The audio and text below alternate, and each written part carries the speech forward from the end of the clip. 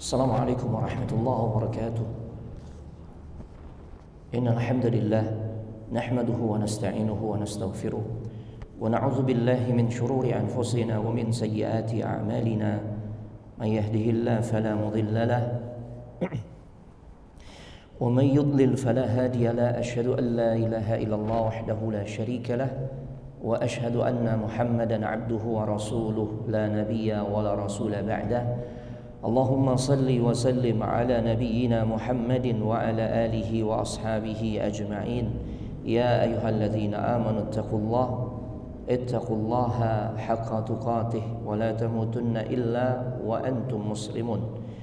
Ya ayyuhalladzina amanu ittaqullaha wa qulu qawlan sadida yuslih lakum a'malakum wa yaghfir lakum dhunubakum wa may yuti'illaha wa rasulahu faqad faza fawzan 'azima. Wa ba'd, fa inna ahsanal kalam kalamullah wa khairal huda huda Muhammadin sallallahu alaihi wa alihi wasallam wa syarral umuri muhdatsatuha wa kullu muhdatsatin bid'ah wa kullu bid'atin dhalalah wa kullu dhalalatin finnar. Amma ba'd, ayyuhal ikhwan wal akhwat fillah, azzani Allahu wa iyyakum.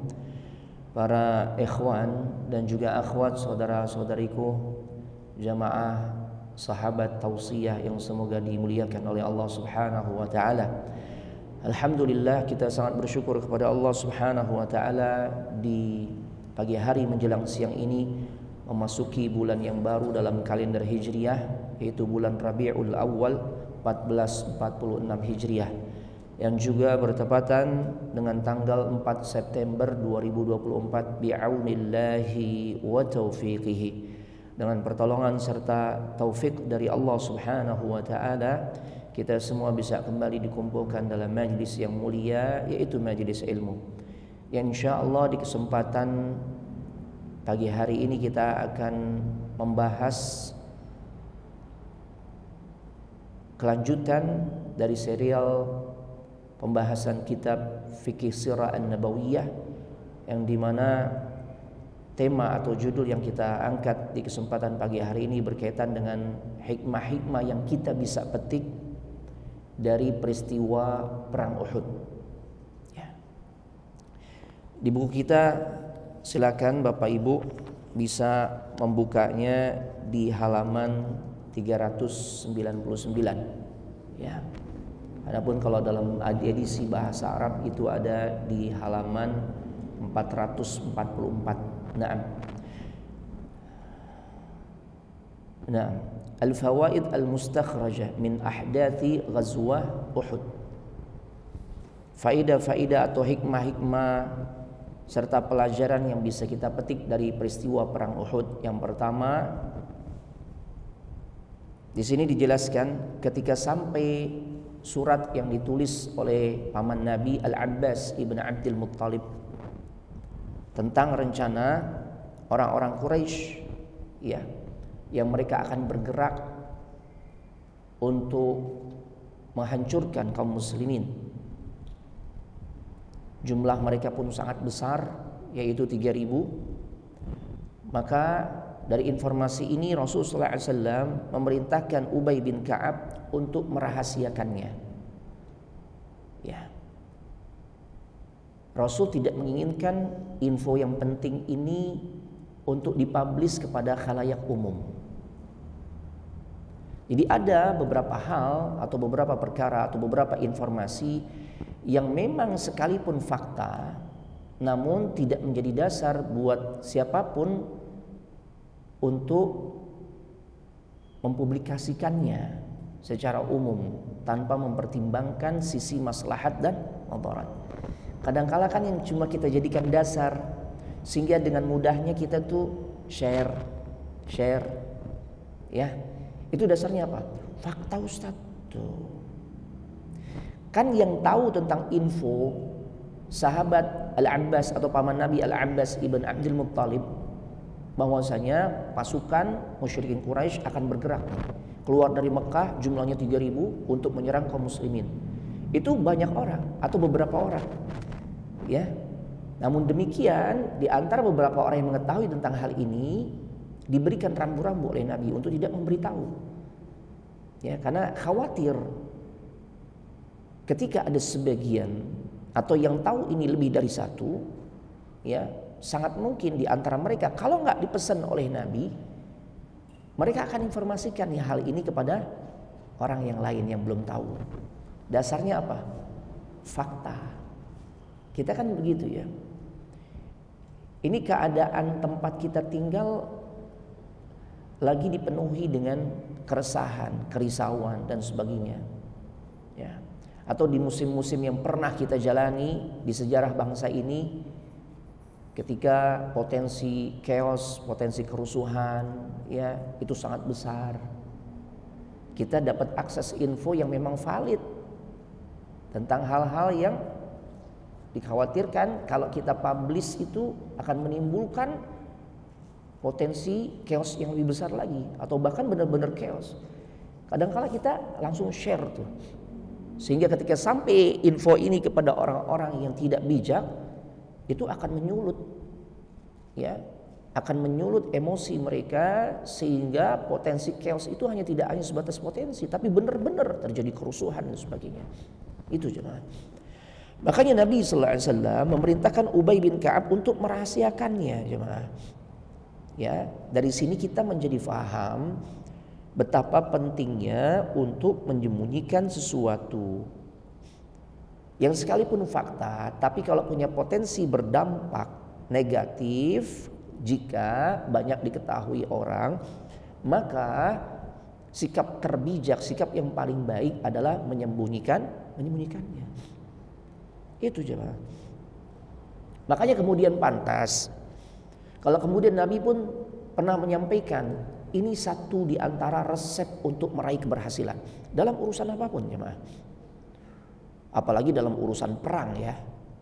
Makanya kan Nabi sekalipun tuh menempatkan orang-orang yang punya tugas khusus, yaitu menjadi agen rahasia.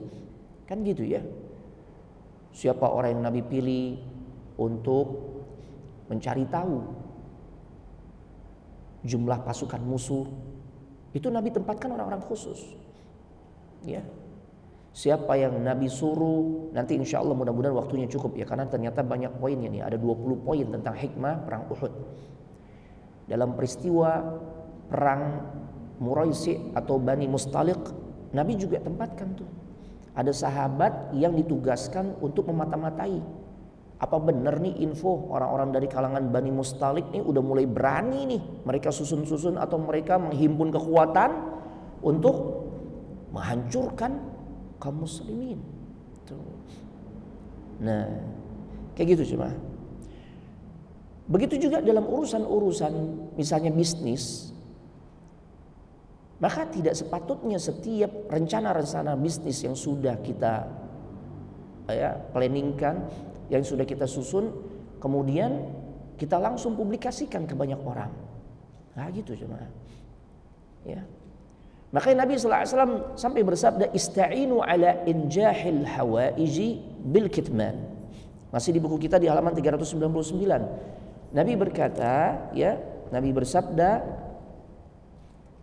mintalah bantuan untuk bisa mensukseskan berbagai macam ya agenda atau hal-hal yang penting ya, atau rencana-rencana besar, itu dengan cara apa? Menyembunyikannya. Tuh. Ya. Nabi katakan demikian, ista'inu ala injahil hawaij bil kitman. Ya. Mintalah tolong atau mintalah bantuan atau jadikanlah, ini bahasa simpelnya, jadikanlah sikap engkau dengan merahasiakan rencana-rencana besar yang engkau sedang susun itu bisa berhasil dengan cara menyembunyikan rencana itu. Jangan disebar sebelum tiba waktunya. Di dunia usaha juga begitu kan. iPhone sekarang seri berapa? iPhone 15 ya, udah masuk 15 Pro Max ya. Nah, 15 Pro Max. Ana yakin tuh, ini perusahaan iPhone ini dia udah punya tuh rancangan jauh ke depan. Mungkin sampai seri ke 25 gitu ya. Kayak gitu. Sama kayak Samsung kan. Samsung sekarang terakhir S berapa? S23 enggak, udah lewat. S24 sekarang. Ya, S24 Ultra. Masya Allah. Ana yakin nih Samsung sudah punya strategi ya, nanti dia akan launching mungkin sampai S30. Nah, ini luar biasa nih dari Samsung aja yang sudah bisa mengeluarkan sampai seri S24. Ini ada satu pelajaran buat kita. Janganlah sombong dengan jenjang pendidikan yang bisa atau yang sudah kita lalui. Kita mentok-mentoknya S3 jemaah. Ternyata Samsung S24 tuh. S3 aja belagu. Kadang begitu ya, ngacak-ngacak ayat Allah, rubah-rubah hukum Allah. Begitu. Itu yang muncul. Apa yang mau kita sombongkan? Sama Samsung aja kita nggak bisa ngadepin. Samsung udah keluar S24. Kita mentok di S3. Nah ini cuma rahasiakan. Sampai tiba kita menganggap ini waktu yang tepat. Makanya Nabi minta begitu tuh. Nabi minta Ubay bin Ka'ab sembunyikan. Ya. Kenapa disembunyikan? Ya agar jangan sampai menimbulkan kegoncangan, kerisauan, keresahan, ya rasa takut yang begitu besar di kalangan kaum muslimin. Ya. Yang terpenting adalah sibukkan saja bagaimana upaya yang konkret untuk menghadapi potensi serangan musuh. Ini jemaah. Ya, Masya Allah. Kemudian kita masuk pada hikmah yang kedua. Hikmah yang kedua atau pelajaran yang kedua dari peristiwa perang Uhud yang kisahnya Anda sudah sampaikan di pembahasan bulan yang lalu, bahwasanya terdapat fistisyarah ar-Rasul sallallahu alaihi wasallam lis-sahabah. Ya, Rasul sallallahu alaihi wasallam itu senantiasa mengajarkan kepada kita tentang konsep bermusyawarah. Itu beliau lakukan kepada atau dengan para sahabat atau bersama para sahabat. Rasul musyawarah. Sebelum ditentukan strategi kaum muslimin keluar dari kota suci Madinah, Rasul berembuk dulu, musyawarah dulu. Makanya terjadi dua kubu kan. Rasul menginginkan perang kota, tapi sahabat lain termasuk paman beliau yaitu Hamzah, apalagi yang muda-muda, yang di Badar belum dapat izin, belum dapat kesempatan untuk perang. Sedangkan mereka tuh udah pengen banget tuh perang, membela agama Allah, berjihad di jalan Allah.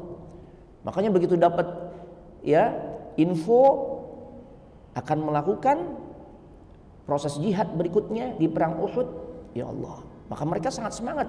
Dan semangat mereka tunjukkan, mereka nggak ingin cuma sebatas bertahan di kota suci Madinah nunggu musuh, enggak. Song-song Nabi, song-song ya Rasul, itu yang mereka inginkan. Nah, yang kemudian akhirnya dijatuhkan pilihan atau ditetapkan keputusan oleh Nabi ya untuk menyongsong musuh di Jabal Uhud. Artinya tidak hanya berdiam diri di kota suci Madinah. Ya. Nah, Rasulullah tidak memperturutkan usulannya semata. Ini menunjukkan beliau adalah seorang pemimpin yang sangat ya menjunjung tinggi nilai musyawarah. Ya mungkin kalau bahasa kita walaupun nggak seluruhnya benar, kalau bahasa kita nih pemimpin yang demokratis gitu ya. Nah, dari sisi musyawarahnya itu luar biasa Nabi. Ya bukan dalam makna demokratis secara umum ya. Nah, ini jemaah luar biasa. Nabi sallallahu alaihi wasallam bukan pemimpin yang otoriter. Terlebih memang Nabi sallallahu alaihi wasallam membuka pintu bermusyawarah jika memang tidak ada wahyu dari Allah, petunjuk dari Allah. Itu ya. Nah, begitu sepatutnya kita jemaah. Antum yang berada di dalam dunia dakwah sesuai perannya masing-masing, berdiskusi. Ya gimana nih? Ya, agar bisa lebih maksimal lagi dakwah kita. Nah, itu ada diskusi. Suami istri perlu bermusyawarah dalam urusan memilihkan sekolah untuk anak. di saat pilihan semakin beragam, kan gitu ya. Maka kedua belah pihak yang bermusyawarah atau pihak-pihak yang bermusyawarah harus saling menghargai. Lihat Nabi sallallahu alaihi wasallam menghargai. Nabi nggak mengatakan aku Rasulullah, enggak. Beliau tanggalkan tuh sisi itunya. Ya, kalau ada pintu musyawarah, ya semua punya hak bicara, semua punya hak untuk menyampaikan. Udah kamu ikut abang aja deh yang, ya Allah. Kamu kan nggak punya banyak info, belum tentu jemaah. Ya sekalipun istri kita tuh aktivitasnya lebih banyak di rumah, tapi bisa jadi apa yang dia ketahui ternyata tidak kita ketahui. Maka berikan kesempatan. Masya Allah, ya. Apalagi dalam urusan-urusan yang sangat penting, memilihkan jodoh untuk anak, musyawarah jemaah. Sampai dalam urusan hal-hal yang biasa.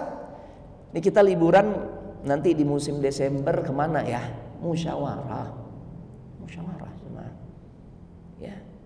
Ini luar biasa. Makanya pola musyawarah itu juga yang diterapkan oleh Umar ibn al-Khattab di dalam pola kepemimpinannya sebagai khalifah saat menggantikan Abu Bakar As-Siddiq. Musyawarah, ya, itu luar biasa. Tidak lain semua berawal dari contoh yang diberikan oleh Nabi Sallallahu Alaihi Wasallam. Ya, yang ketiga,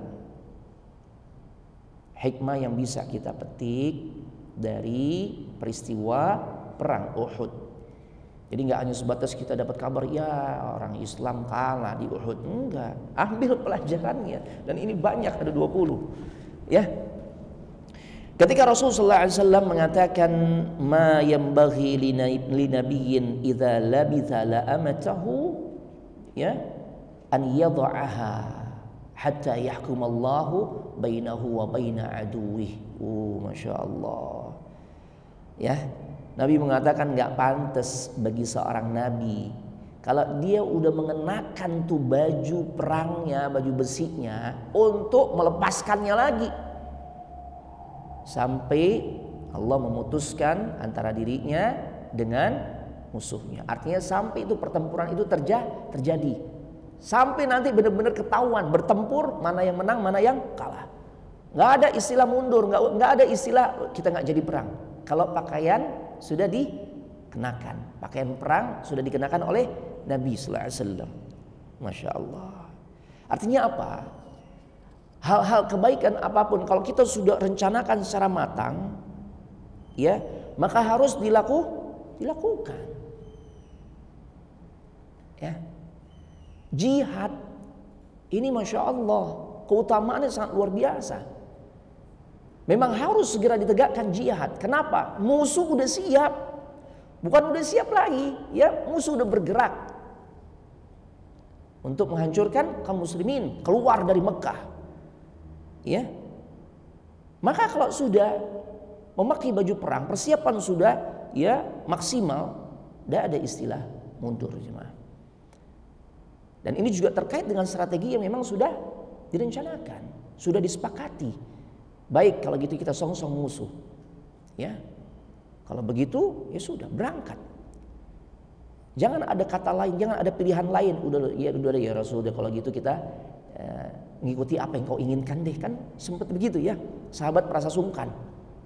Ya, di antara sahabat ada yang mengingatkan, nih kalian kenapa sampai ya berselisihan dengan Nabi walaupun ini merupakan musyawarah yang Nabi perkenankan. Sehingga banyak di antara mereka mengatakan, ya Rasul, udah kalau gitu kita perang kota aja ya Rasul. Cuma masalahnya Rasul udah pakai baju nih, baju perang. Kalau udah pakai baju perang, nggak ada ya kalimat atau nggak ada istilah lagi untuk mencari pilihan lain. Melepaskan baju, udah kita duduk-duduk aja nunggu musuh datang, nggak. Tetap song-song. Masya Allah. Jadi nggak boleh pulang atau kembali sampai Nabi Sallallahu Alaihi Wasallam dan kaum muslim bertemu dengan musuhnya. Kata Syekhul Islam Ibnu Taimiyah, ya, beliau mengatakan ada satu tradisi apabila sebuah rencana untuk melakukan kebaikan, misalnya belajar, berjihad, ya, atau apapun. Ya, misalnya kita mau ikut kajian, maka harus dilaksanakan. Harus dilaksanakan. Sebagaimana ketika seorang juga ingin melaksanakan ibadah haji, tiba-tiba kendor lagi itu. Nah, makanya harus segera dilaksanakan. Ya. Karena keutamaan haji sangat besar, tentu godaan syaitan, tipu daya syaitan juga gencar. Udah ntar aja, haji sih 50 tahun ke atas urusannya. Gitu ya. Masih muda nggak usah pikirin haji dulu tuh. Padahal kita tahu haji itu ibadah yang memang dominan, membutuhkan fisik yang kuat. Ini ibadah fisik ya mah. Mungkin kalau Anda prosentasekan ya itu 90% fisik ya mah. Gimana nggak fisik ya mah? Sampai orang yang dalam keadaan dirawat di rumah sakit, begitu masuk wukuf di Arafah, dibawa nggak ke Arafah? Bawa ya mah. Bagaimana effort kita? Ya, kita mengerahkan tenaga dan sebagainya. Di saat akan melontar jumrah, Masya Allah, luar biasa. Saat kita akan mabit di Musdalifah, di Arafah dan sebagainya, termasuk di Mina, ini luar biasa jemaah. Ya, jadi kalau sudah punya rencana kebaikan yang sudah kita susun, maka segera realisasikan.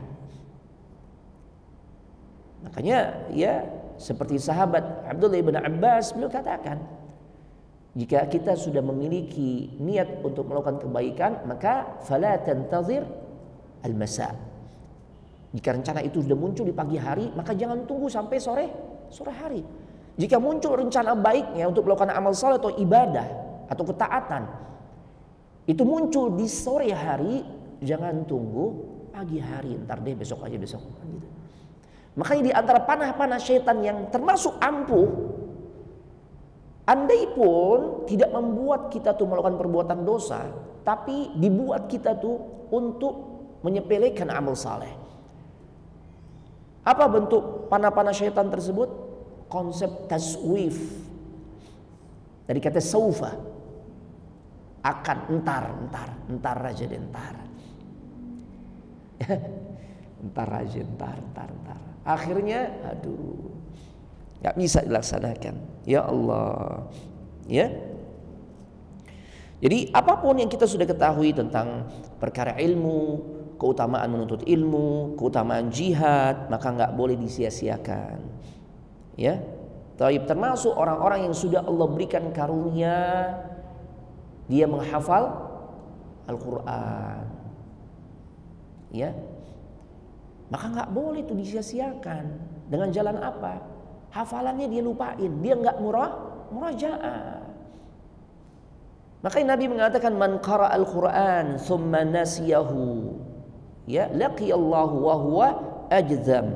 Ya Allah, siapa yang dia membaca Al-Quran, dia sudah hafal kemudian dia lupain tuh, maka kelak ini orang akan berjumpa dengan Allah dalam keadaan cacat, jemaah.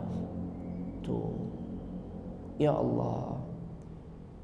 Begitu pula dalam riwayat yang lain, uridat alayya a'malu ummati hasanuha wa sayyi'uha.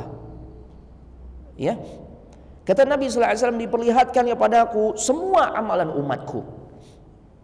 Apakah amalan yang baiknya ataupun amalan yang buruk. Ternyata kata Nabi, aku melihat di antara amalan buruk seseorang adalah Allah telah memberikan satu ayat kepada dirinya, kemudian dia bawa tidur dan dia tidak pernah ulang-ulang tuh satu ayat yang Allah telah berikan untuk dia fahami, dia hafalkan, ya. Kemudian dia melupakannya. Ya Allah, ini cuma, ya. Jadi hati-hati nih, jangan sampai kita melupakan ayat-ayat Allah. Begitu juga sama sampai pada skill yang sifatnya mungkin duniawi, ya. Di antaranya adalah ketika seseorang sudah diberikan pengalaman, pernah dia punya skill memanah. Memanah ini manfaat gak? Manfaat ya mah. Dulu lagi rame-ramenya, pada ikut latihan, ya, tangan pada kenceng tuh, narik busurnya kan, masya Allah, luar biasa. Kan latihannya gitu ya, nggak langsung ngebidik, enggak, itulah nanti belakangan itu. Tapi bagaimana menguatkan otot tangan dulu nih, otot lengan. Ya, jangan sampai begitu narik gemeteran kan gitu ya. Gimana mau tepat gemeteran, diperkuat dulu ototnya. Antum udah lewati tuh fase itu, bahkan sampai pada fase yang akhir itu cara ngebidik yang tepat. Tapi kemudian disia-siakan tuh kemampuan itu. Nggak pernah tuh dilatih lagi, diasah lagi. Tuh. Sampai dalam perkara memanah pun Nabi ingatkan, siapa yang telah belajar memanah, kata Nabi, kemudian dia lupakan, ya, maka diancam dia bukan termasuk bagian dari umatku. Ya, sebagian ulama maknai maksudnya bukan termasuk bagian dari umat beliau yang baik. Ya, falaisa minna itu maknanya bukan termasuk kategori umatku yang baik. Ya. Nah, karena kalau kita hukumi otomatis, oh berarti dia keluar dari umat Nabi Muhammad, itu membuat orang akan putus asa. Udah gue kepalang tanggung, udah gak diaku jadi umat Nabi Muhammad, kan itu cuma gara-gara mana? Maksudnya dia bukan menjadi umatku yang baik. Sama sebagaimana hadis-hadis yang berbunyi redaksinya la yu'minu ahadukum. Ya, tidak beriman salah seorang di antara kalian. Tidak beriman di sini nggak otomatis imannya copot, tapi tidak sempurna iman dirinya. Ya, seperti itu jemaah rahimanillah iyyakum. Kita masuk sekarang yang keempat ya. Kita masuk yang keempat. Ar-rabi'ah fi isti'dadir rasuli lil harbi. Dari kisah perang Uhud kita bisa mendapatkan pelajaran yang keempat, yaitu persiapan Rasul untuk berperang. Jadi segala sesuatu memang membutuhkan al-isti'dad, persiapan. Kita mau menyongsong bulan Ramadan butuh persiapan ilmu. Yang mau umrah butuh persiapan ilmu dan fisik. Mulai itu latihan apa? Jalan. Loh iya. Kan masjidnya bukan hanya sebatas seperti Al-Insan. Ini masjid Al-Insan udah gede. Ya, tapi nggak seberapa dengan gedenya atau besarnya Masjid Nabawi dan Masjid Al-Haram. Belum lagi hotelnya, halamannya. Belum lagi ternyata kita bukan di ring 1. Misalnya, anak yang penting nggak perlu paket yang bintang 5 Ustadz, yang penting bisa umroh. Makin persiapannya makin besar, khususnya fisik. Ya, harus sering jalan. Nah, Nabi mempersiapkan segala sesuatunya, apalagi untuk berperang. Makanya persiapan beliau tunjukkan dengan memakai 2 lapis baju perang. 2 lapis jemaah. 2 lapis. Dan ini menunjukkan Nabi nggak kebal jemaah. Ya. Dan inilah cara atau konsep tawakal yang benar. Ini menarik nih. Ya. Karena banyak orang salah di dalam menerapkan konsep tawakal. Ya. Ya. Jadi tawakal itu terambil dari kata atau dari huruf waw, kaf dan lam. Wakala. Ya. Yang kemudian berkembang lagi menjadi tawakkala yatawakkalu, tawakkulan. Makanya kalau dalam bahasa Arab itu sebutannya tawakkul. Ya. Naam. Dan orang yang tawakal ini menunjukkan, kata para ulama, ketidakmampuan dirinya dalam sebuah hal atau banyak hal, sehingga dia butuh bertumpu pada pihak lain. Itu cuma kita nggak bisa handle. Ini kita pengusaha hebat nih memang. Levelnya udah tinggi, ya, levelnya sudah besar, karyawannya banyak. Kita nggak bisa. Semua kita yang handle. Kita butuh gak bertumbuh kepada orang-orang kepercayaan yang punya skill, ya kan? Oh, bagian admin Anda tunjuk beliau tuh, bagian SDM beliau, bagian keuangan nih nggak ada duanya nih. Udah ngikut Anda dari sejak Anda ngerintis sampai sekarang. Ya, amanahnya nggak diragukan lagi tuh. Ya, itu jemaah. Kemudian dalam urusan roda perusahaan, dalam semua hal, nah nanti mengkoordinir ini. Mungkin ditempatkan jadi GM-nya dan sebagainya. Nih, tuh. Itu jemaah. Ya.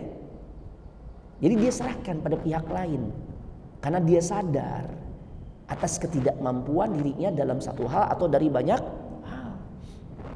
Dan itu yang justru melahirkan ketenangan. Nah, bersandarnya kita kepada siapa? Ketika kita bertawakal, kita serahkan semua urusan kita kepada siapa? Allah. Sudah. Dan untuk mampu atau untuk mau menyerahkan urusannya kepada Allah, mempercayakan urusannya kepada Allah, harus dibangun dengan sikap percaya kepada Allah. Iya. Bayangin, ini usaha asetnya 1,5 triliun atau 1 triliun. Kok ente serahin sih sama dia? Ana percaya. Kenapa Anda percaya? Ana tahu skillnya. Kenapa kita nggak percaya sama Allah? Padahal Allah maha berkuasa atas segala sesuatu. Allah maha mampu untuk menyelesaikan segala persoalan. Kenapa kita nggak mau tawakal pada Allah? Kenapa kita nggak mau berserah diri kepada Allah?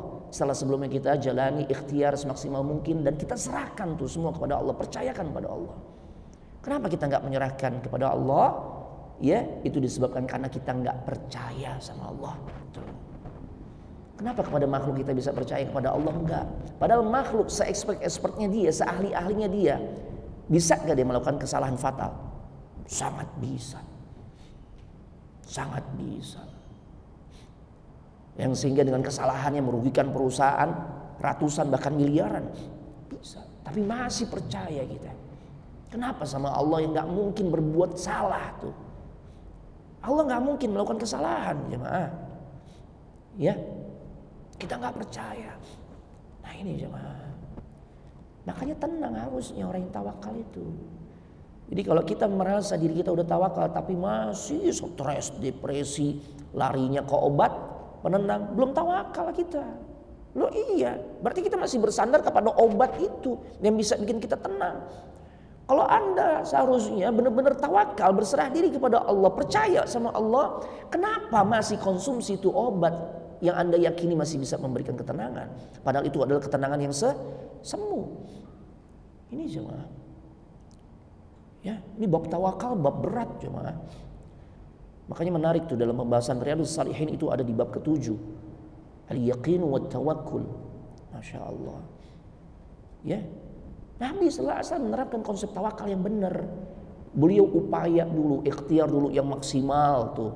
Saat mau perang pakai baju perangnya dua lapis sampai di bagian kepala ada helmnya gak? Ada jemaah.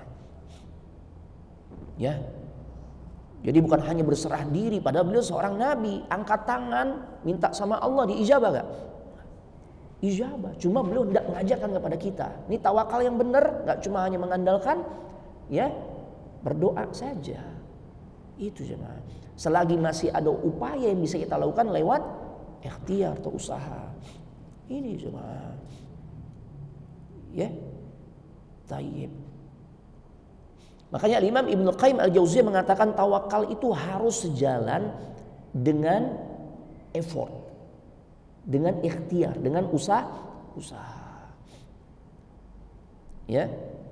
Nah, itu jemaah.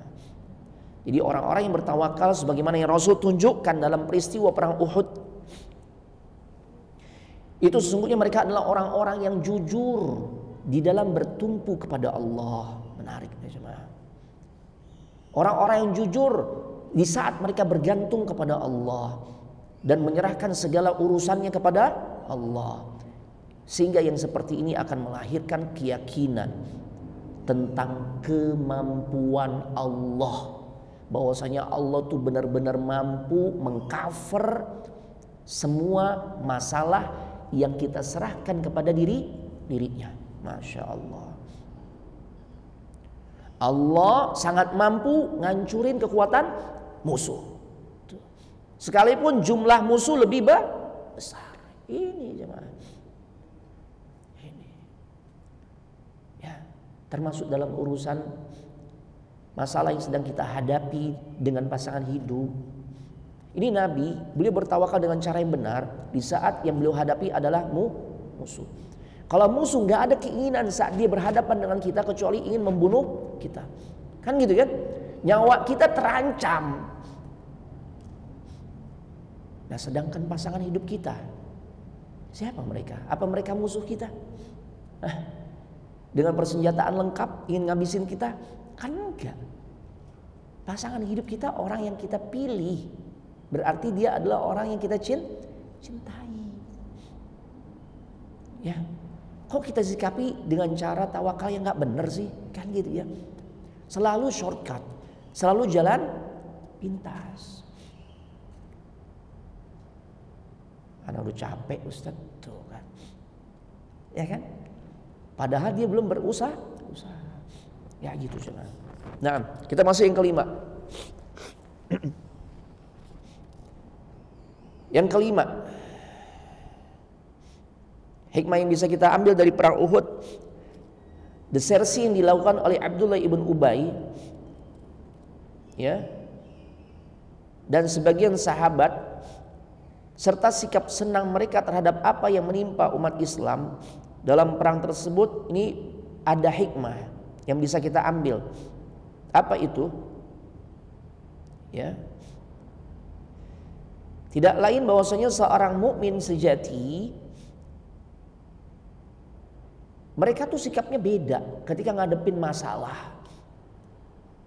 Ya, dibandingkan dengan sikap yang ditunjukkan oleh orang-orang munafik. Kalau munafik memang mereka selalu lari dari masalah. Ini penting jemaah.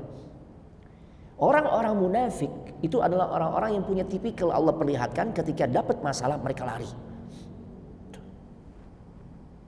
Bayangin. Nabi siapin 1000 dikomporin oleh Abdullah bin Ubay. Ngapain juga? Kita cari mati, kan gitu. Kita cuma 1000, musuh 3000. Belum lagi semangat mereka untuk balas dendam karena mereka kalah di Badar. Persenjataan mereka lebih lengkap. Ini nyari mati. Kalau emang Allah takdirin menang, ya sudah. Menang. Gak usah kita cari mati. Ini cari mati namanya. Balik pulang. Tuh. Digembosin dia tuh. Belum lagi dia katakan gimana tuh. Kalian siap.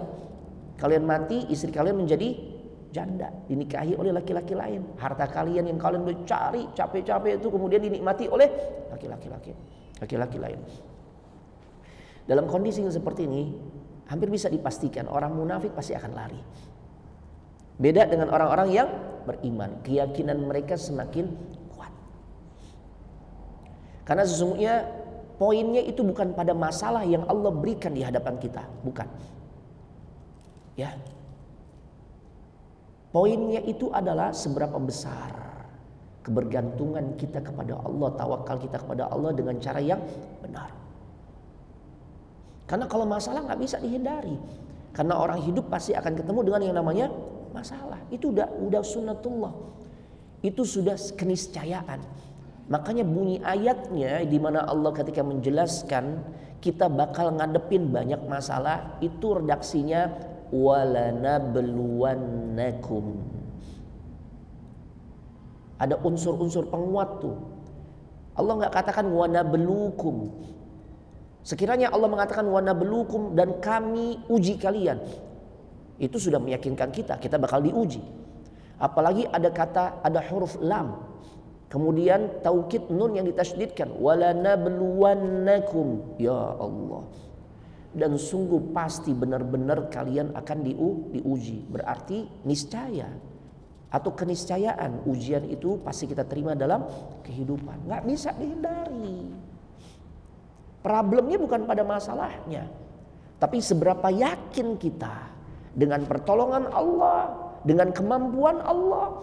Allah mampu mengcover semua masalah kita di saat kita sudah melaksanakan atau menempuh ikhtiar yang maksimal, dan kemudian kita padukan dengan keberserahan diri kita yang total kepada Allah.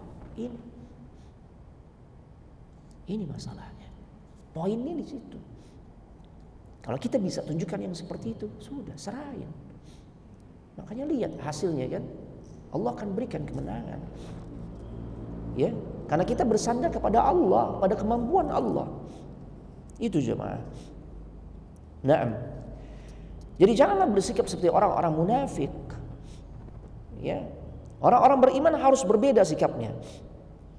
Ya, terlebih ketika mereka diiming-imingi di saat dihadapkan pada ujian. Kalau kita siap menghadapi ujian tersebut dan benar cara mensikapinya, Allah sudah siapkan surga. Motivasi mereka semakin berlipat ganda. Nggak ada yang mundur, jemaah. Ya. Tayyib. Allah Subhanahu wa taala berfirman dalam surah Ali Imran, "Ma kana Allahu liyadharal mu'minina 'ala ma antum 'alaihi hatta yamizal khabitha minat thayyib." وَمَا كَانَ اللَّهُ لِيُطْلِعَكُمْ عَلَى الْغَيْبِ وَلَكِنَّ اللَّهَ يَجْتَبِي مِنْ رُسُلِهِ مَنْ يَشَاءُ. Ya, وَلَكِنَّ اللَّهَ يَجْتَبِي مِنْ رُسُلِهِ مَنْ يَشَاءُ.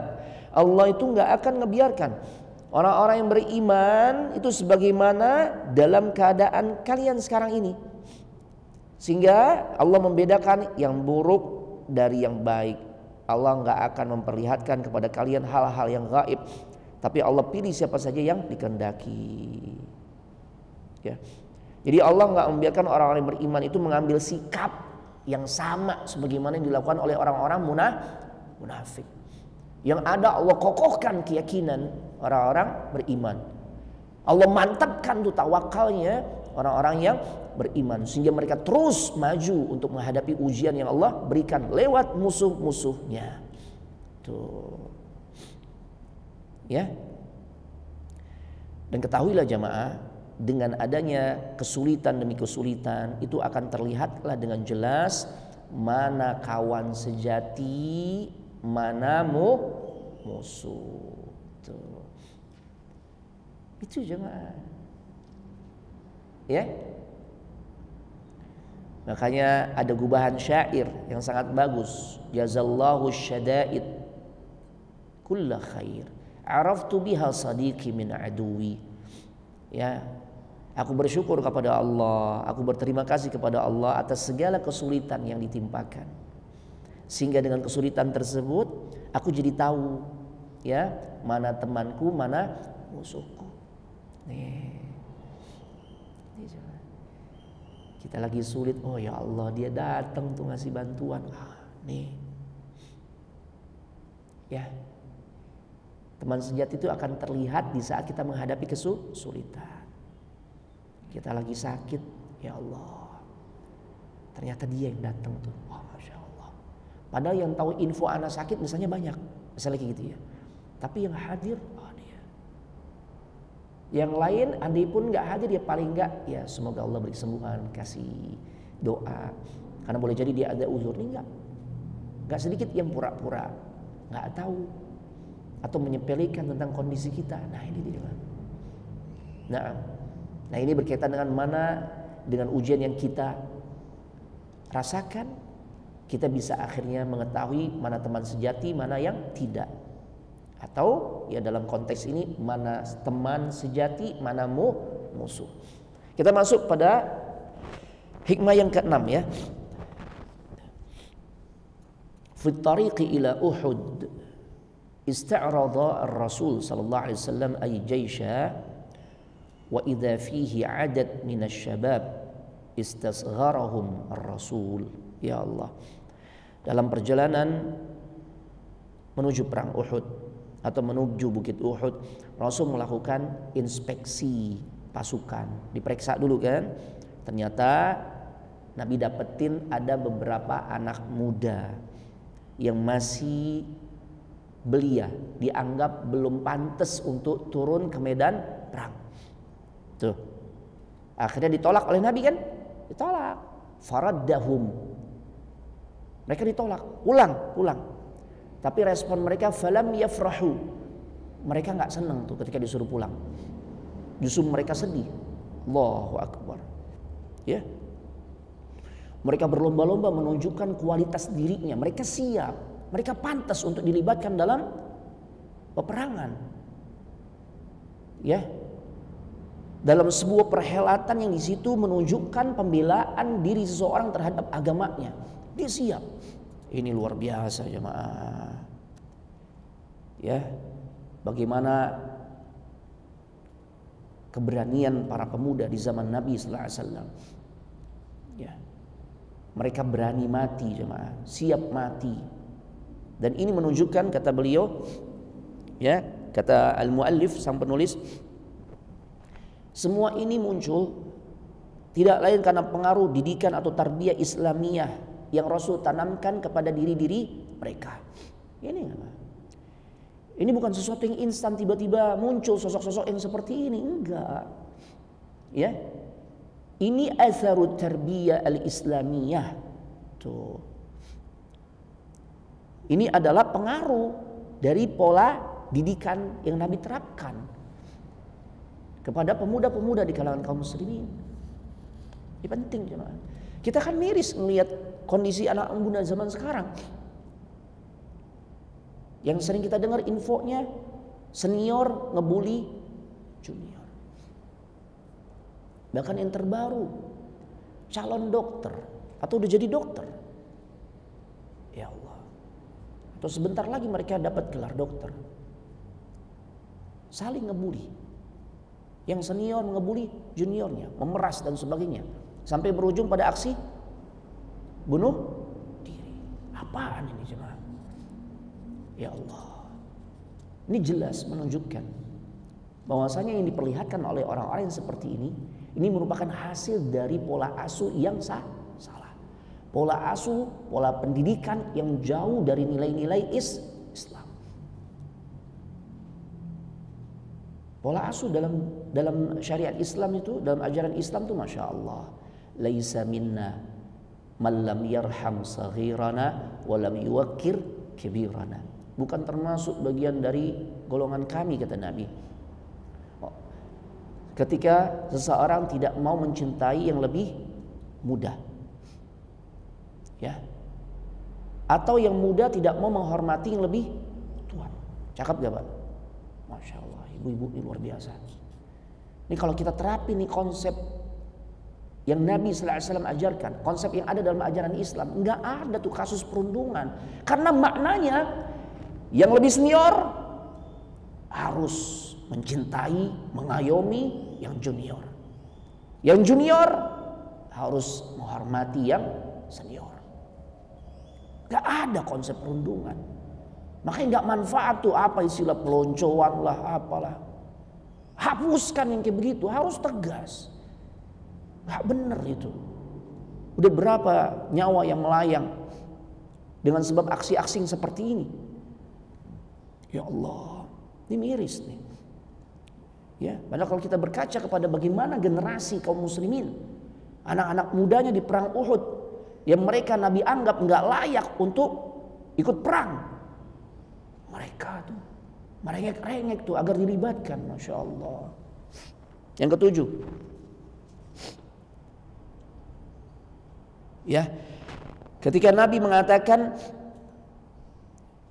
siapa yang bisa menunjukkan di antara kalian jalan terdekat.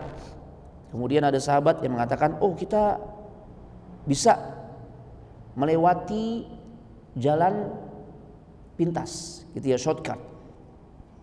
Tapi memang konsekuensinya akan melewati sebuah kebun, dan kebun itu juga milik orang munafik, ya, yang bernama Murabba' bin Qaizi. Ya, taib. Dan ternyata Murabba' kan nggak ngizinin, tapi tetap Nabi beserta pasukan melewati tempat tersebut, sekalipun tidak mendapatkan izin. Nah, ini menunjukkan bahwasanya kemaslahatan umum itu harus didahulukan di atas kemaslahatan yang sifatnya pribadi. Al-maslahatul ammah muqaddamah 'ala al-maslahatil khassah. Tuh. Ini kaidahnya nih. Ya. Kemaslahatan yang dibutuhkan oleh kaum muslimin untuk bisa sampai lebih cepat dengan cara motong jalan, ya. Dan yang dilewati adalah wilayah milik seorang munafik, kebun seorang munafik yang dia tidak mengizinkan. Maka tidak apa-apa sekalipun tidak izin, tidak mendapatkan izin, kaum muslimin tetap melewati tempat tersebut. Kenapa? Karena tidak lain apa yang dilakukan ini tujuannya adalah untuk mendapatkan maslahat yang lebih besar. Karena siapa yang lebih dulu tiba di lokasi yang nanti akan terjadi peperangan itu akan lebih bisa mengatur posisi pasukannya. Itu coba. Kita masuk yang ke-8 ya. Jadi jangan sampai maksudnya kita mengatakan, Nabi kok sewenang-wenang banget. Enggak. Nabi melakukan hal ini karena memang dia melihat ada sisi maslahat yang lebih besar dan nggak ada choice lain. Ya. Jalan satu-satunya untuk bisa cepat sampai ke lokasi, ya memang harus melewati kebun seorang munafik. Sekalipun dia nggak setuju, nggak apa-apa, lewatin aja. Nah, itu jemaah. Yang ke-8, ketika terjadi pembangkangan, ya, yang dilakukan oleh aghlabur rumah, kebanyakan pasukan pemanah terhadap pemimpin mereka yaitu Abdullah ibn Jubair. Ketika mereka meninggalkan posnya, ya, itu sesungguhnya menimbulkan dampak negatif yang besar, yang serius. Gimana nggak serius, gimana? Dengan sebab itulah kemudian Allah takdirkan kaum muslimin mengalami kekalahan. Ya. Dari sini kita bisa menjadi faham tentang ahammiyatu ta'atil amir. Urgensi pentingnya mentaati pemimpin. Ini.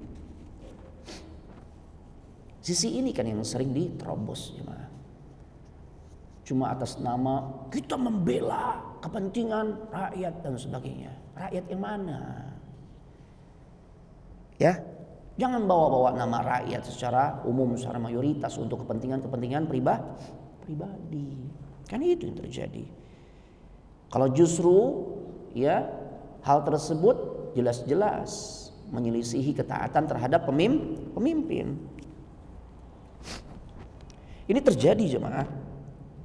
Kaum muslimin akhirnya mengalami kekalahan. Ini dampak yang sangat serius.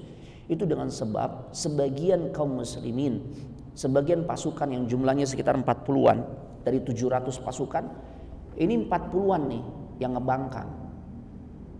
Ya, berarti kan nggak ada 10% ya, nggak ada 10% ya, sekitar 5%-an lah, kayak gitu ya, 95%-an itu taat, 5%-nya ngebangkang. Hati-hati ya, akibat pembangkangan dari sebagian kecil kaum muslimin yang jumlahnya sekitar 5%-an, itu menjadi sebab Allah enggan memberikan kemenangan buat kaum muslimin. Padahal di situ masih ada siapa? Nabi. Sekarang udah berapa pembangkangan nih kita tunjukkan. Yang ditunjukkan oleh kaum muslimin banyak. Ini satu doang nih. Kekalahan yang terjadi di perang Uhud yang menimpa kaum muslimin itu kan satu sebabnya. Pembangkangan sebagian pasukan pemanah. Itu aja udah. Atau makna lainnya, satu penyelisihan yang dilakukan oleh sebagian kaum muslimin itu menjadi sebab Allah nggak mau memberikan kemenangan buat kaum muslimin di saat sebenarnya masih ada Nabi Sallallahu Alaihi Wasallam. Satu penyelisihan, kan cuma itu penyelisihannya. Nggak boleh bergeser apapun kondisinya kecuali sudah ada perintah, sudah ada komando. Apakah komando dari Abdullah bin Jubair sebagai komandan mereka atau dari Nabi langsung? Ya. Kalau belum ada komando nggak boleh bergerak, apapun kondisinya. Kelihatan di bawah kaum muslimin udah akan menang karena mulai mengumpulkan harta rampasan perang, atau akan kalah dengan sebab udah jadi santapan burung pemakan bangkai. Fala tabrahu makanakum, jangan bergeser, tapi mereka bergeser. Tuh. Satu penyelisihan. Allah enggan berikan kemenangan buat kaum muslimin. Bagaimana dengan kondisi umat Nabi Muhammad di masa sekarang? Udah berapa penyelisihan yang dilakukan oleh kaum muslimin terhadap syariat nabinya? Nggak hitung kan? Di bab akidah banyak gak penyelisihan? Banyaknya, luar biasa. Munculnya Jahmiyah, Asy'ariyah, Mu'tazilah, ya, Jabriyah, Qadariyah dan sebagainya. Ini penyelisihan dari siapa? Akidah. Belum liberal. Itu penyimpangan dari siapa tuh? Akidah. Ya. Belum lagi yang jadi ateis. Ya Allah. Itu dari sisi akidah. Ditambah lagi penyelisihan dari sisi ibadah. Banyak penyelisihan ya orang ketika melaksanakan ibadah. Nggak kehitung banyaknya. Bab sholat penyelisihan. Ya, Nabi ajarkan tumaknina, kita mau secepat mungkin. Makin cepat makin baik, gitu kan, makin bagus. 2-3 rakaat 7 menit. Tuh. Gimana jemaah? Gimana nih? Gimana Allah mau berikan kemenangan kepada umat ini? Maka jangan berharap terlalu besar. Nggak usah muluk-muluk, oh, kita akan meraih kemenangan. Benerin dulu tuh komitmen kita di dalam mengikuti syariat nabinya. Kalau masih terus menyelisihi dan menyelisihi, gak akan Allah kasih kemenangan. Lu bayangin satu penyelisihan saja yang terjadi di perang Uhud, Allah gak kasih kemenangan. Nabinya masih ada, manusia terbaik, kekasihnya Allah masih ada membersamai mereka. Allah gak mau kasih kemenangan. Sekarang kita Nabi sudah wafat 15 abad yang lalu, penyelisihannya gak hitung banyaknya. Terus mau berharap kita dapat kemenangan, dari mana? Benerkan dulu nih komitmen kita di dalam mengikuti syariat Allah dan Rasulnya, mengikuti sunnah Nabi Sallallahu Alaihi Wasallam. Itu jemaah. Yang udah jelas-jelas haram, halal, musik halal, gimana? Sampai dibikin pula statement bahwasanya ada surah, musisi dan sebagainya. La haula wala quwata illa billah. Gimana nih kondisi umat Islam atau kaum muslimin secara umum mau dikasih kemenangan? Begini jemaah kondisinya. Gak akan dikasih kemenangan kita. Makanya benahi dulu nih. Bagaimana cara beragama kita nih? Bagaimana komitmen kita di dalam mengikuti sunnah Nabi Sallallahu Alaihi Wasallam? Andai pun tampak sekarang, wow ini luar biasa nih, banyak fenomena orang hijrah begini. Iya, kita bahagia. Tapi rapuh jemaah. Rapuh. Pola-pola hijrahnya bukan orang-orang yang siap menghadapi ujian tatkala hijrah. Kan hijrahnya aneh nih. Buat festival, kan begitu kan. Kemudian hijrahnya pilih-pilih, jangan ikut ustadz ini. Kalau ikut ustadz ini nggak boleh nih, musik haram, nggak boleh. Enggak. Anak pilih ustadz yang moderat, yang kayak gimana? Ya, musik boleh, selama islami. Tuh. Begitu kan? Gitu. Ini terjadi jemaah. Guru-guru kita yang tegas, yang komitmen, yang istiqamah tuh, mengajarkan tentang konsep beragama, ya, yang namanya sunnah, bid'ah, nggak bisa tuh dicampur baur, dianggap keras, Insya Allah, ya. Nah, kita masuk ke berapa sekarang? 9 ya. Nah, kita masuk yang 9. Ketika sebagian pasukan pemanah berkata, al-ghanimah, harta rampasan perang, ya, nggak kebagian kita kalau nggak turun, tuh mulai, ya, kegoda sama apa? Dunia. Makanya di sini dibawakan ayat oleh Profesor Dr. Zaid Ibn Abdul Karim Az-Zaid, ya, beliau bawakan ayat di dalam surah Ali Imran 152. Minkum may yuridud dunya wa minkum may yuridul akhirah. Tsumma sarafakum anhum liyabtaliyakum. Ya Allah, di antara kalian kata Allah, ada orang yang memang dunia oriented. Ya, tertipu dengan dunia, menghendaki dunia, menginginkan dunia. Arada yuridu, ingin. Mulai kegoda tuh, mulai mupeng dengan dunia tuh. Dan di antara sebagian kaum muslimin di perang Uhud itu ada yang memang jelas-jelas orientasinya adalah akhirat. Yang akhirat mayoritas atau minoritas jemaah? Di perang Uhud mayoritas jemaah. Hamzah, coba Hanzalah, ghasilul malaikah, yang dimandiin oleh malaikat karena lagi malam pertama dengar suruhan jihad, ya, maka tinggalin istrinya, belum sempat mandi junub. La haula wala quwata illa billah. Masya Allah, tabarakar rahman, luar biasa nih orang. Ini akhirat bukan? Akhirat jemaah.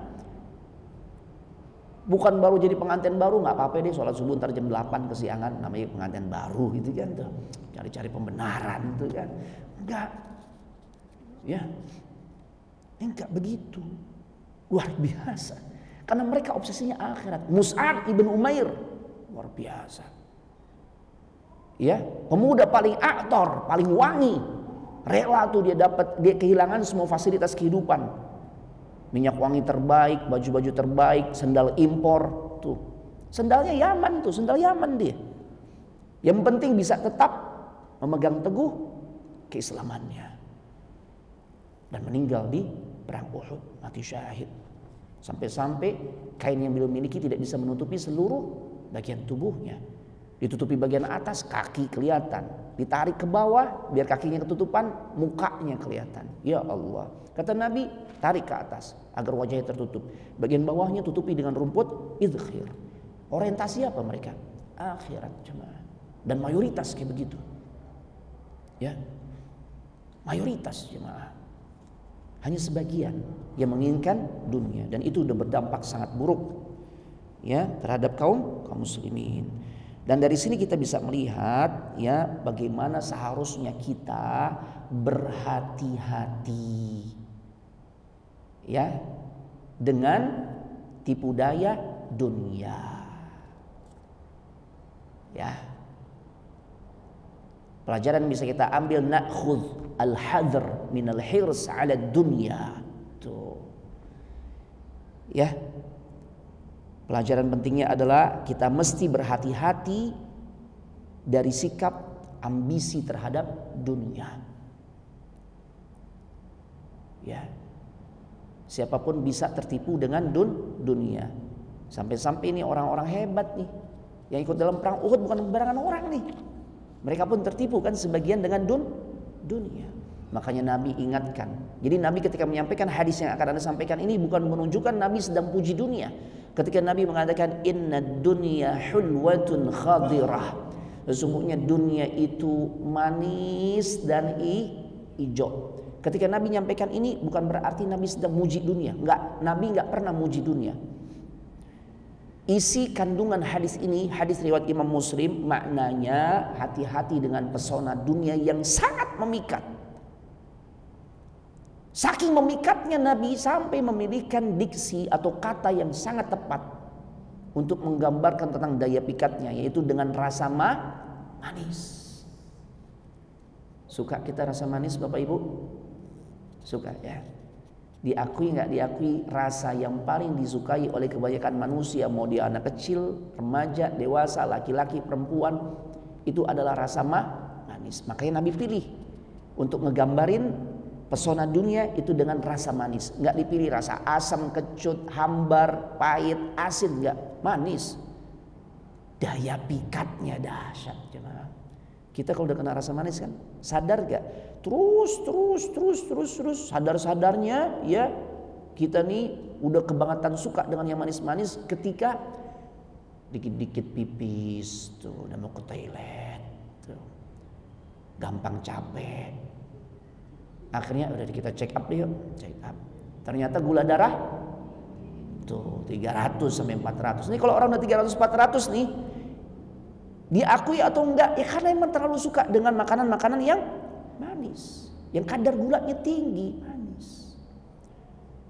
Itu dunia tuh daya pikatnya manis, sehingga bikin lupa. Tapi dampaknya kan ujung-ujungnya nggak baik, kena diabetes. Gimana nggak kena diabetes? Ya habis hobi banget, sarapan aja tehnya manis. Pasangannya apa? Gemblong, manis lagi, syuf, ya Allah. Ana nggak gemblong Ustaz, ana pakai itu biasanya jajan singkong yang digejek gitu, yang dialusin, dibikin kotak-kotak. Oh getuk, iya. Siramannya pakai apa? Tuh getuk. Hah? Getuk biar gurih disiram pakai apa ibu-ibu? Gula merah, tuh manis lagi jemaah. Makanya Nabi sifati dunia itu manis, tapi memberikan dampak yang buruk. Ijo, Ini Nabi pilih dengan warna hijau. Kenapa? Ada rahasia juga. Itu dibahas oleh Imam Nawawi di dalam syarah Sahih Muslim. Imam Nawawi kan punya kitab syarah Sahih Muslim. Dan hadis ini riwayat Imam Muslim. Kata beliau, kenapa kok Nabi gunakan kata hijau untuk menggambarkan tentang pesona dunia? Karena ternyata warna ini yang paling bisa memberikan efek orang tuh tenang, nyaman. Orang kalau udah nyaman lupa gak? Orang Saudi saking nyamannya dia kalau liburan ke puncak. Karena di puncak selain udaranya segar, mereka dapat pemandangan yang hijau. Lupa pulang. Makanya mereka kalau booking villa di puncak, kita tahu kenapa. Kita kalau mau booking nggak kebagian. Pak, ini udah di booking villanya Pak. Ya udah kapan selesainya di bookingan? Lama Pak, 3 bulan. Siapa yang booking? Orang-orang Arab. Oh ya pantas. Lupa dia. Saking nyamannya tuh. Karena di sono di tempatnya nggak didapetin tuh yang begitu. Ya maksimalnya yang mereka anggap nyaman Taif, tapi tetap nggak seijo puncak atau di wilayah-wilayah lainnya di Indonesia. Bayangin jemaah, begitu. Hijau yang paling bisa menimbulkan ketenangan, kenyamanan, hijau. Yang bisa. Nah, kalau secara ilmiahnya juga matching nih. Secara ilmiah diteliti warna yang paling bisa memberikan dampak relaksasi, tenang juga kan, relaksasi. Itu hijau jemaah. Hijau. Hal-hal yang enak-enak tuh hijau. Sampai celetukan kita sama teman kita juga hijau. Ya. Ente nih kalau udah ngelihat duit mata jadi tuh kan. Ya, mata jadi apa? Hijau. Padahal duit yang kita lihat, yang kita sukai warnanya pink kan. Yang paling gede kan pink tuh. Kenapa gak dikatakan mata ente merah? Merah sakit jemaah. Hijau. Hati-hati dengan dunia jemaah. Ya. Ya Allah, jangan sampai hairs kita, ya obsesi kita tuh selalu dunia ala kadarnya.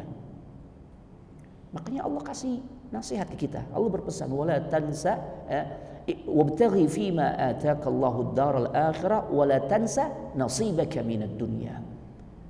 Carilah sungguh-sungguhlah ya untuk meraih kebahagiaan di akhirat. Itu. Dan jangan lupakan dunia. Dunianya belakangan. Jangan lupain, sekedarnya aja. Kita kan enggak. Ya. Dunia maksimal, akhirat minimal. Jadi nggak usah muluk-muluk deh, kita nih akhirat lebih, dunia ala kadarnya. Seimbang aja susah kayaknya. Ya, seimbang aja susah jemaah. Nah, masya Allah, barakallahu fikum. Yang 10 jemaah. Pembicaraan tentang dunia, ambisi dan dampaknya, seyogyanya kita mengingat firman Allah tentang Yahudi, wala tajidannahum ahrasan nasi ala hayati wa minal ladzina asyraku. Dan sungguh engkau ya Muhammad akan mendapati mereka, itu orang-orang Yahudi, manusia yang paling rakus, yang paling tamak dengan dunia. Tuh. Bahkan lebih tamak dari orang-orang musyrik.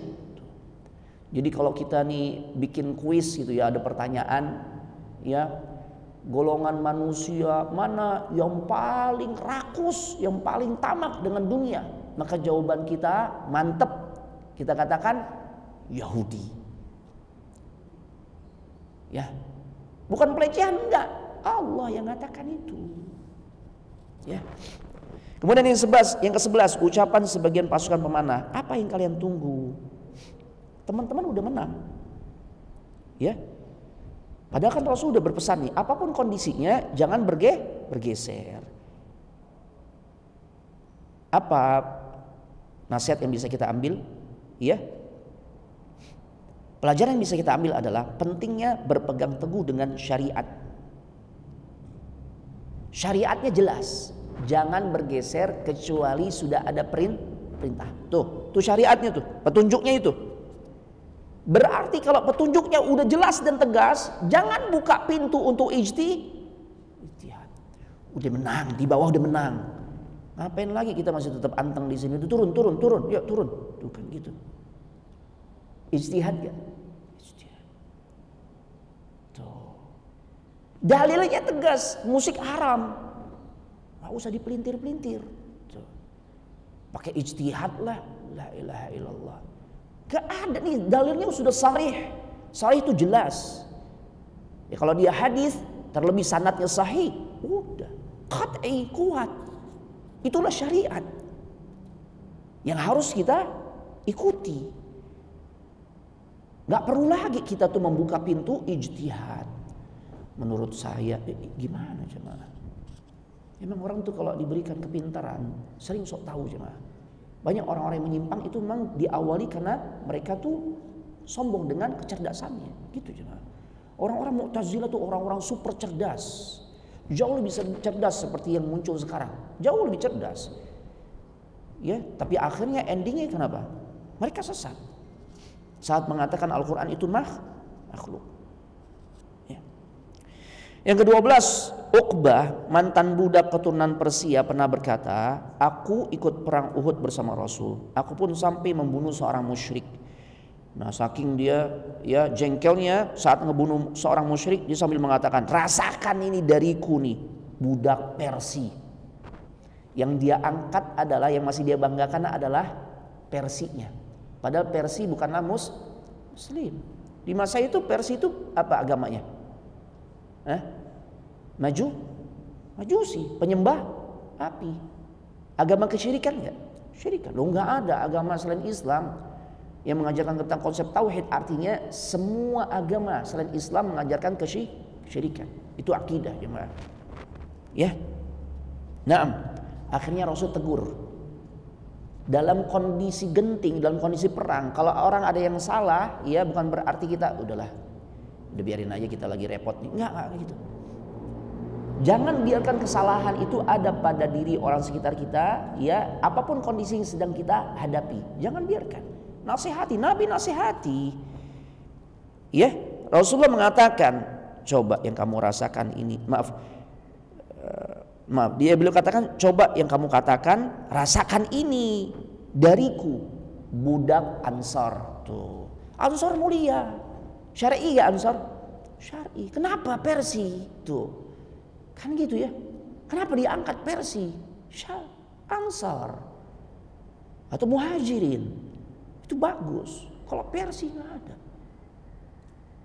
Kita kan bangga nih, ya, yang berbau-bau barat bangga gak? Ya. Ya, kebanyakan mereka tuh berasal dari kafir jemaah. Bangga tuh ngedengerin anaknya yang masih di dalam perut dengan lagu Beethoven. Kenapa? Nih hasil riset nih.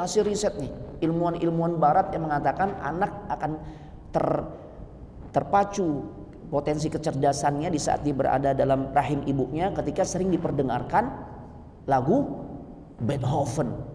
Di mana? Al-Quran. Ini cuma. Ya. Nah, sekalipun dalam kondisi genting, jangan membuat seseorang untuk tidak mau menyampaikan nasihat. Kita kadang gitu ya, lagi repot udah biarin aja lah gitu ya. Enggak. Ini lagi perang, Nabi tetap ngasih tahu. Jangan bilang Persia. Jangan bilang nih dari budak Persia nih. Aneh kasih, aneh beri ente kan gitu ya. Nah, enggak. Budak Ansar tuh. Atau dari mantan budak Ansar, dari mantan budak Muhajirin. Tonjolkan sisi-sisi syiarnya, agama kita. Jangan syiar agama lain, itu loh. Ya. Sambil menata hati di rel kereta, di dalam kereta, baca Al-Quran, mushaf, baca. Gak usah malu, masalah riya nggak riya itu urusan hati kita. Tapi kalau kita ingin tuh, ya, memberi contoh yang baik di saat satu gerbong nih, begini semua, gitu ya, kita baca mushaf. Masya Allah, nggak usah malu. Kadang bawa mushaf ditutupin, Al-Quran dibungkus tuh kayak apa? Malu. Malu Ustaz, ya Allah, jangan malu. Tunjukkan syiar-syiar agama kita jemaah. Ya, nggak usah malu. Celana di atas mata kaki, nggak usah malu. Karena ini syariat yang sangat kita muliakan. Ya, ibu-ibu sekalipun udah nggak modis, nggak usah malu. Karena di balik ketidakmodisan yang ibu-ibu tunjukkan, di situ ada ridho Allah. Kan gitu ya. Apa indahnya sih pakaian begitu, Ya Allah, rapat semua tinggal mata sisanya misalnya kan. Ada aja orang musyrik kan begitu ya. Gak usah malu. Ini syiar. Ya. Yang ke-13, isu terbunuhnya Rasul itu memberikan dampak negatif di sebagian kaum muslimin. Ada yang mereka tuh buang senjatanya, udah kita nggak mau perang lagi deh. Ya. Ada lagi yang balik ke Madinah. Nah, ya. Sebagian lagi mencari Abdullah bin Ubay bin Salul. Ya, untuk minta perlindungan. Thayyib, dari kemenangan Abu Sufyan. Beragam nih. Nah, pelajarannya apa? Hati-hati di dalam menerima sebuah info. Cross check dulu kebenarannya. Makanya kan yang sampai terkena dampak nggak baik dari info yang belum jelas kebenarannya, Utsman balik nih. Utsman di perang Uhud begitu dengar kabar Nabi telah terbunuh, balik pulang. Makanya itu yang jadi celaan orang-orang Khawarij. Di saat mereka minta Utsman lengser, turun. Tuh. Ente ini nggak benar, sahabat ini nggak benar. Dulu pernah lari kan di perang Uhud. Padahal Allah sudah maafkan. Orang Khawarij nggak maafin, nggak benar mereka. Ya. Taib. Nah, Islam ini ngasih arahan nih jemaah kepada kita bagaimana mensikapi info dalam beberapa ayat, di antaranya mencari kebenaran dari sumbernya, ya, dan tidak menelan mentah-mentah. Makanya Allah berfirman, "Qul hatu burhanakum in kuntum shadiqin." Ketahuilah, kemukakanlah bukti kebenaran kalian kalau kalian tuh orang yang benar. Tuh, mana buktinya kalau Nabi meninggal? Tuh, kan harusnya gitu kan?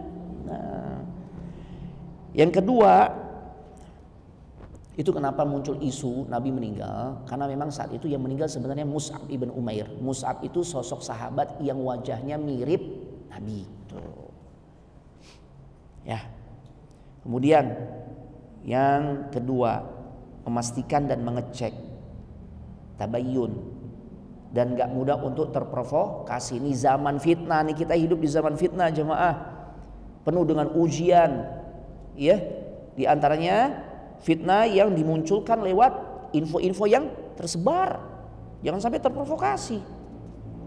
Makanya Allah Subhanahu wa taala berfirman, "Ya ayyuhalladzina amanu idza darabtum fi sabilillahi fatabayyanu wa la taqulu liman alqa ilaikumus salam ya lasta mu'mina tabtaghuna 'aradal hayatid dunya fa indallahi maghanimu katsirah kadzalika kuntum min qablu famannallahu 'alaikum fatabayyanu innallaha kana bima ta'maluna khabira." Wahai orang-orang beriman, apabila kalian pergi berperang di jalan Allah, maka teliti tuh, cari keterangan yang valid. Jangan kalian mengatakan kepada orang yang mengucapkan salam kepada kalian kalau bukan seorang yang beriman. Tuh, nebarkan salam tuh sama orang-orang beriman. Ya. Taib. Lalu kamu membunuhnya dengan maksud mencari harta benda kehidupan dunia. Enggak. Padahal di sisi Allah ada harta yang lebih banyak. Begitu juga lah keadaan kamu dahulu. Lalu Allah berikan nikmat kepada kalian, maka telitilah. Sungguh Allah Maha teliti terhadap apa yang kalian kerjakan. Teliti. Yang ke-14, kita juga mendapati pelajaran lain dari sikap sahabat yang menyikapi isu itu dengan positif. Terbukti di antara mereka justru semangat juangnya semakin besar. Ada yang melindungi Nabi sampai pundaknya itu seperti landak karena anak panah menancap di punggungnya. Karena saat itu beliau menjadikan tubuhnya itu sebagai tameng hidup untuk Nabi. Itu luar biasa. Ya. Ada yang untuk mencabut ring yang nancep di pipinya Nabi itu biar Nabi itu nggak terlalu sakit dengan cara digigit sampai giginya pada berantakan tuh, hancur. Sampai kayak begitu jemaah. Ini menunjukkan semangat juang yang luar biasa jemaah. Kemudian yang ke-15, ketika Abu Sufyan bertanya, ya, apakah Ibnu Quhafah masih hidup? Tuh. Ibnu Quhafah itu siapa? Abu Bakar. Apakah Umar masih hidup? Nah, ya. Taib. Ini menunjukkan Di saat Abu Sufyan nanya tentang dua sosok sahabat ini, Abu Bakar dan Umar, apakah keduanya masih hidup, ini menunjukkan betapa mulianya kedudukan dua sahabat ini. Makanya ahlu sunnah sangat cinta Abu Bakar, sangat cinta kepada Umar, Abu Bakar dan Umar serta semua sahabat. Ya, Masya Allah. Terlebih Abu Bakar dan Umar sahabat yang sangat spesial, kedudukannya sangat mulia di sisi Allah dan Rasulnya. Ya, Masya Allah, luar biasa jemaah. Makanya yang ditanya tuh gimana nih? Ya, apakah Abu Bakar dan Umar masih hidup? Tuh. Yang lain nggak ditanya, tapi kedua yang ditanya tuh. Afil qaumi ibnu Abi Quhafa, ya, afil qaumi Umar, ditanya. Taib yang ke-16. Ya, ketika Abu Sufyan mengatakan u'lu Hubal, u'lu Hubal, u'lu Hubal, hidup Hubal, hidup Hubal, Hubal yang paling tinggi. Maka Rasul bilang, jawab, ajibuhu, ajibuhu. Jawab tuh. Klaim dari Abu Sufyan yang mengatakan Hubal yang paling tinggi, Hubal yang mulia. Jawab, sanggah. Tapi sahabat nanya, jawabnya bagaimana nih? Mana kul, apa yang harus kami katakan ya Rasul? Jawabnya gimana? Ya Masya Allah. Nah, pelajaran berharga dari ya kisah ini adalah ya, biasakanlah kita untuk bertanya kepada ahlul ilmi agar kita benar-benar dapat petunjuk yang benar. Itu jemaah. Jadi nggak berdasarkan pendapat saya, enggak, atau sok tahu, bersikap sok tahu, enggak. Jadi manusia dibiasakan untuk merujuk kepada ulama, bertanya kepada ahlul ilmi tentang persoalan yang mereka hadapi.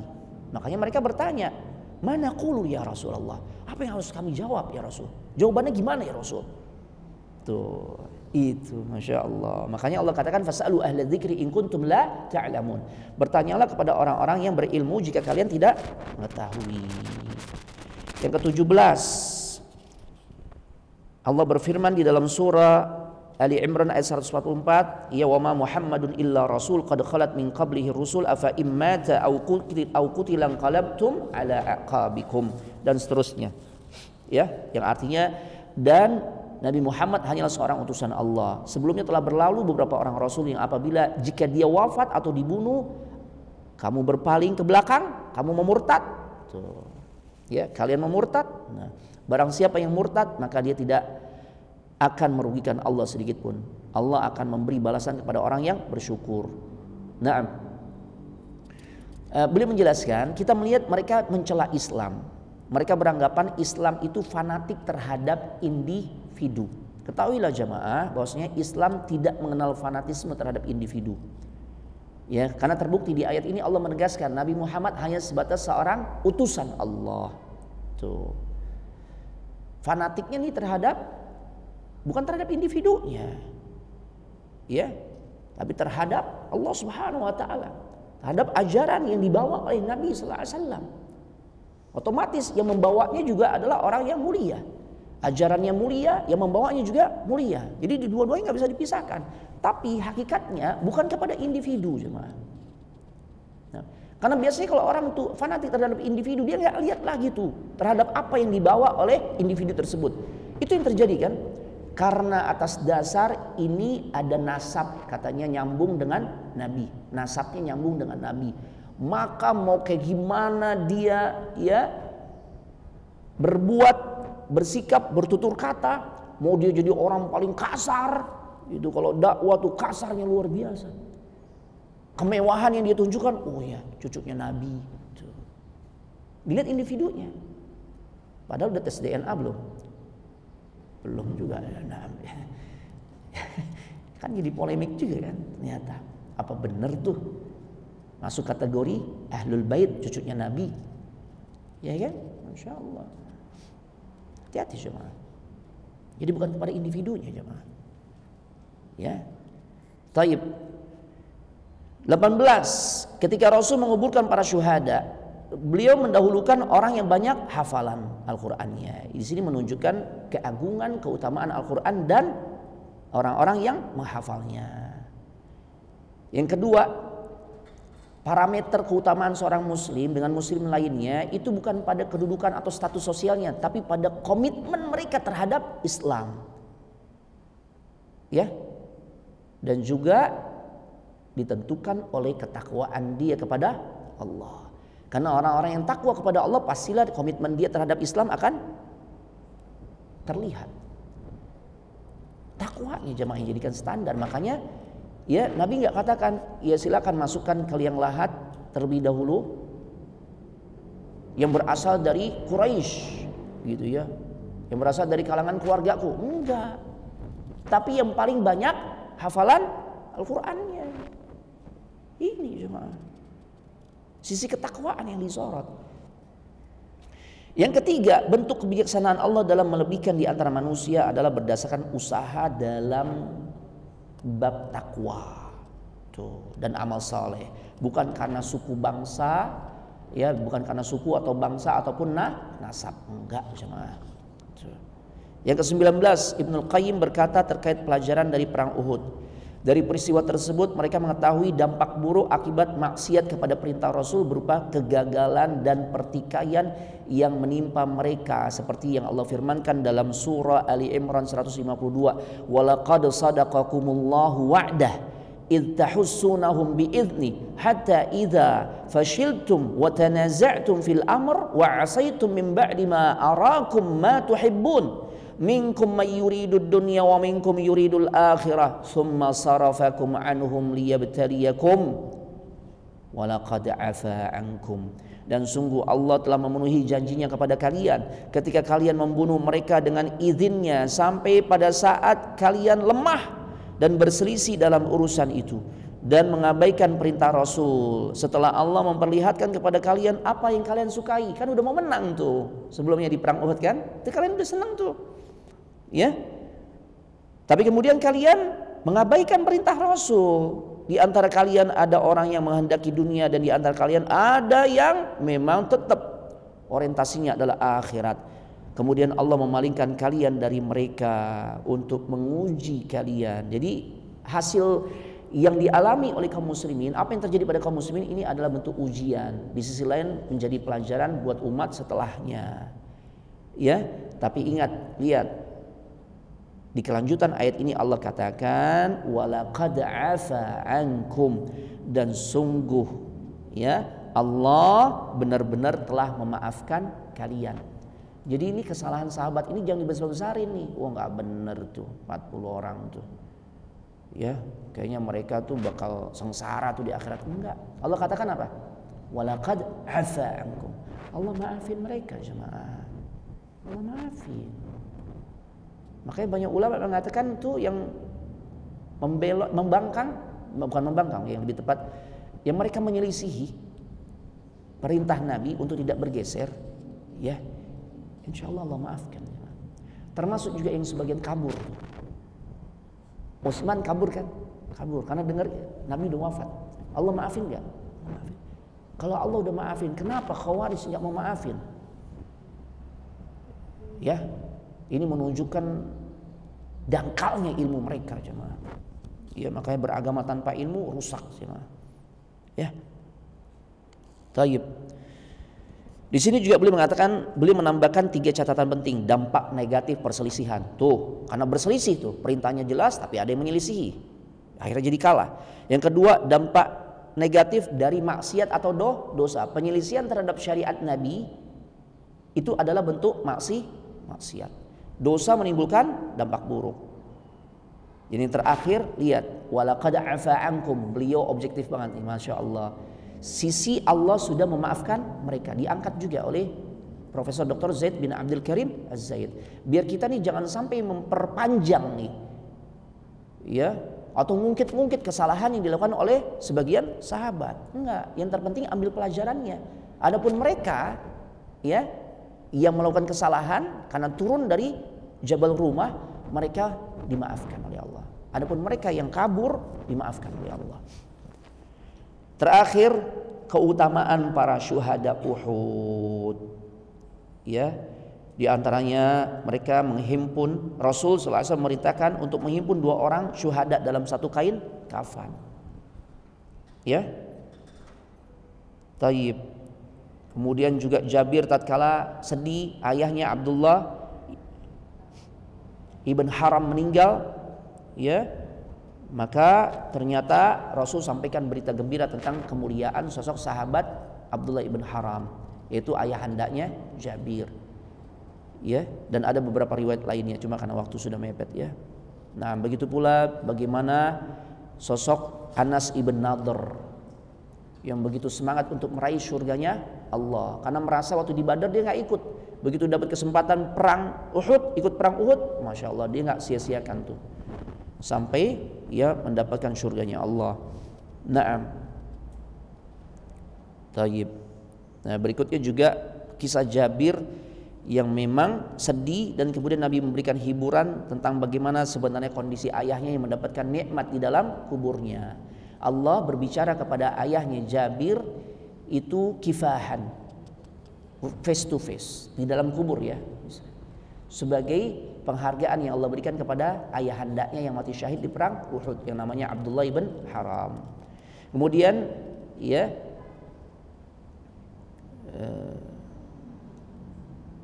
nah, ya ini ayatnya berkaitan dengan Abdullah bin Haram, dijelaskan oleh Abdullah bin Mas'ud, Ali Imran 169. Nah, kemudian juga sosok sahabat yang mulia yaitu Mus'ab ibn Umair, itu juga sosok yang mulia. Dan yang terakhir Umar bin Syabah meriwayatkan dari Abu Hurairah bahwasanya beliau berkata Rasulullah SAW Rasulullah SAW pernah mengunjungi kuburan syuhada Uhud. Ini menunjukkan tentang kemuliaan mereka. Nabi sering kunjungi itu, atau beberapa kesempatan Nabi kunjungi, Nabi ziarah, ya, Nabi menyampaikan salam, menyampaikan doa, salamun alaikum bima sabartum fa ni'ma uqbad dar. Salam keselamatan buat kalian wahai ya para syuhada Uhud, karena kesabaran yang kalian telah tunjukkan sampai mendapatkan kesyahidan, sebaik-baik tempat buat kalian. Tuh. Kemudian Nabi wafat, Abu Bakar juga melakukan hal tersebut, suka datang ke syuhada Uhud. Makanya kalau kita nih city tour Madinah ketika haji atau umrah, ketika tiba di makam syuhada Uhud, itu bukan buat selfie-selfian semata jemaah. Ambil pelajaran dan doakan mereka. Ya, nah ini bisa Anda sampaikan karena waktu sudah selesai ya. Nah, ada yang mau ditanya atau narasa cukup ya? Ya Allah, mohon maaf agak flu sedikit nih. Jika tidak ada maka kita cukupkan sampai di sini karena waktu juga sudah hampir menjelang 11:30 ya. Nah, insyaallah di kesempatan berikutnya berarti kita masuk pada pembahasan yang baru, yaitu Ghazwa Bani Mustaliq, perang Bani Mustaliq. Baik, kita tutup dengan doa kafaratul majlis. Subhanakallahumma wa bihamdika asyhadu an la ilaha illa anta astaghfiruka wa atubu ilaik. Assalamualaikum warahmatullahi wabarakatuh.